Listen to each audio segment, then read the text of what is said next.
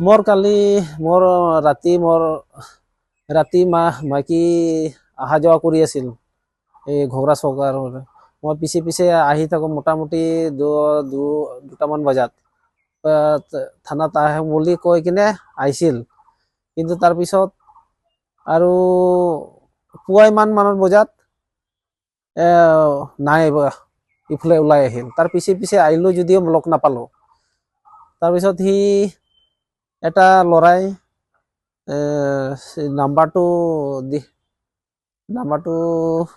এইটো অটো কলাৰত কিবা ওলাই আহে। সেই ল'ৰাটো ভইচ কল পঠাই কিনে কৈছে যে মোৰ ছোৱালীক কৈছে যে মই তোৰ মাক লৈ আনিলোঁ।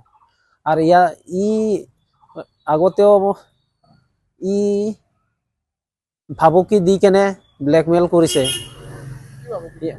ই ভাবুকি দিছে মানে তই যদি মোৰ লগত নাহা সিটোৰ মতাৰ লগত এৰা এৰি হ আৰু মোৰ লগত আহিব লাগিব। যদি নাহা মই ভাইৰেল কৰি দিম তোৰ ভিডিঅ'।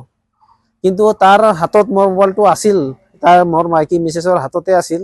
কিন্তু মই পিছত ইটো মোবাইলটো মই ল'লোঁ। লোৱাৰ পিছত মই চাওঁ যে মোৰ মোবাইলতে সি ল'ৰাটো পঠাই দিছে মোৰ হোৱাটছএপত ভিডিঅ'। এইবিলাক থানাত কেছ দিছোঁ, এজাহাৰটো দিলোঁ থানাত। সেইটো নাথক কিয় মোৰ মিছেছক আনিব লাগে আৰু সেই ল'ৰাটোকো ধৰিব লাগে। কিয় মোৰ দুটা চলি থাকি লৈ গৈছে। নাই মানে কালি গধূলি 8টা মানত হাল্লা কৰি আছিল। লাষ্টত পাপাটো ডিউটিত গৈছিল। ডিউটিত যোৱাৰ পিছত হাল্লা কৰি আছিল, ৰাতি যাব খুজিছিল। তাৰপিছত আমি যাব দিয়া নাই।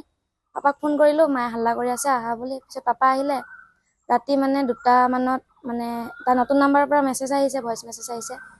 কৈছে কি ছোৱালী তহঁতৰ মায়ে মোৰ লগত পলাই আহিলে। পিছত মা নাই মানে ৰাতিপুৱা আহিলে। মাৰ পিছে পিছে আহিছিলোঁ, কিন্তু আমি মাক লগ নাপালোঁ। পুলিচে একো কোৱাই নাই বৰ্তমানলৈকে। মায়ে কোৱা মতে মানে কমাৰি কটাৰ পলাই যোৱা বুলি কৈছে। ৰাতিপুৱা 5টা মানত।